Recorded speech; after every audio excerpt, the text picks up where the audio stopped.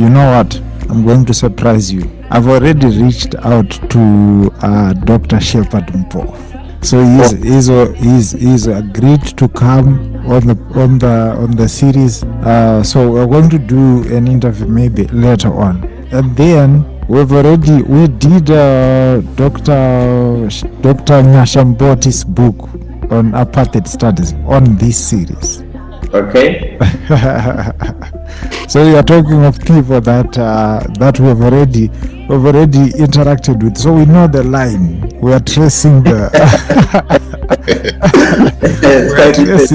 we are tracing the train, the train of African media studies. So we know you, and we are trying to bring it all together so that it can be consumed systematically by our students. So let's get into the next segment. I just want you to tell us what's in the chapters, the different chapters, the different issues that are covered by the entire book. If you can just quickly summarize it, that would be helpful for our audience. Okay, I think Trust has tried to give a bit of overview of the two chapters by Shepherd Mpo and Nyashamboti, where Nyashamboti brings this very interesting framework of apartheid studies, and Shepherd Mpo bringing the aspect of coloniality.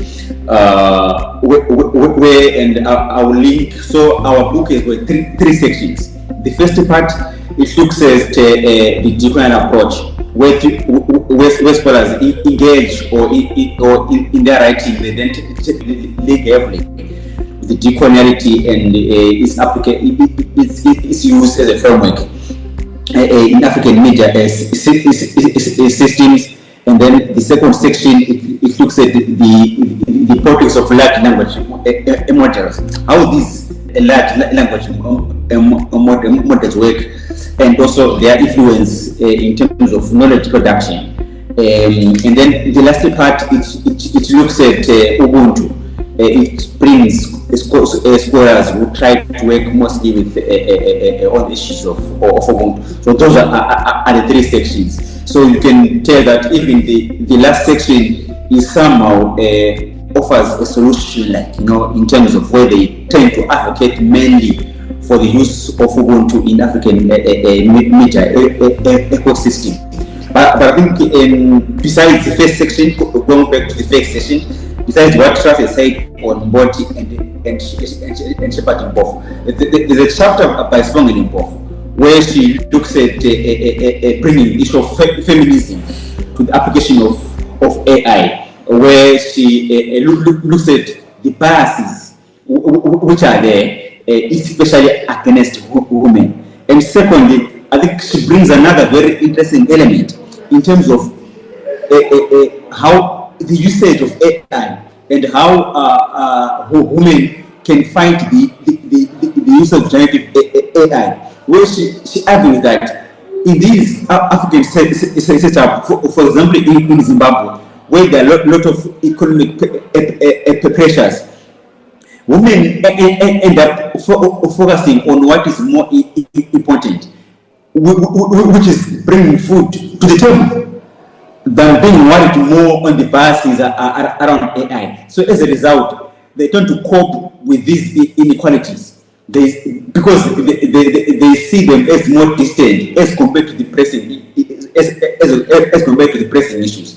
So and then she then asks a very critical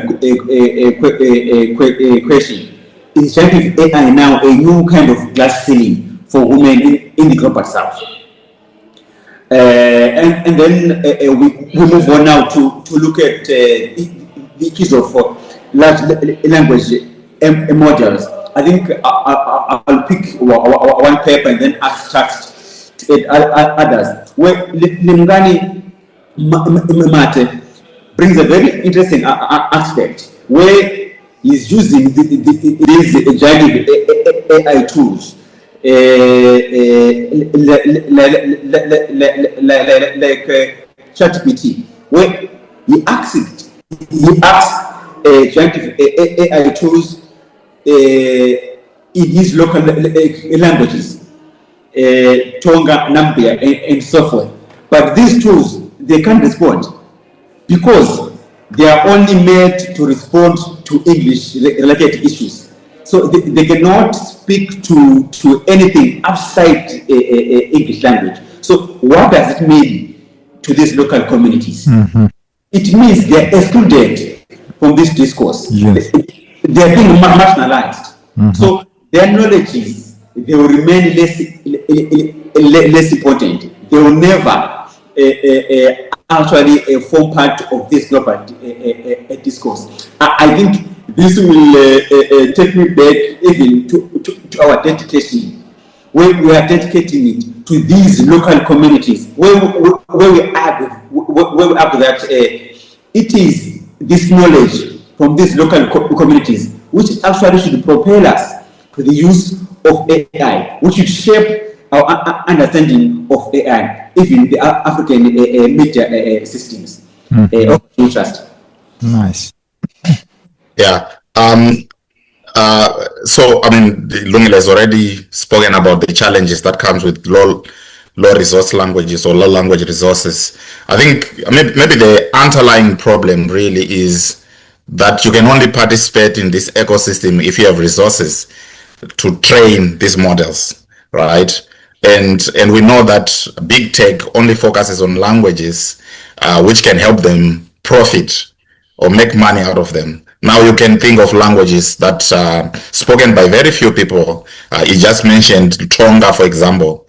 Maybe Tonga has two countries that maybe Zambia, part of Zambia and part of Zimbabwe, they speak Tonga. But there will be other languages that are spoken by very few people in one country. You can take, for example, I'm trying to think maybe Kalanga. Of course, there are few people in Botswana and very few people also in Zimbabwe.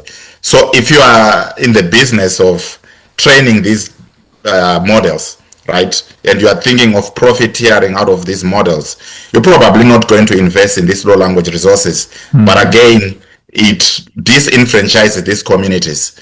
Right now, there's been some resources that has been committed towards languages like Afrikaans, not because there are too many people, but because of this social capital, but also big resources towards Zulu, big resources towards Swahili and Hausa. Those are some of the languages that seem to be benefiting if you look at Africa scale, right?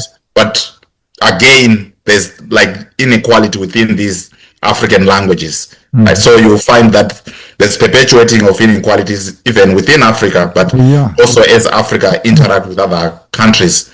So you can think of how this might have implications for community media or community or minority or ethnic media within local communities. That means some of these local communities might not be able to participate fully in the ecosystem of artificial intelligence or generative artificial intelligence because they don't have resources to instrumentalize these technologies, which becomes, that's some of the things that Njeri and her colleagues in Kenya try to focus on when they look at low resource languages, and also Ayantola's paper that look at Nigerian newsrooms and their appropriation of some of these generative tools, that Africa largely still faces challenges when you think of lower language resources, in part because of training, data training, resource investments, in part also because it's difficult, right, to commercialize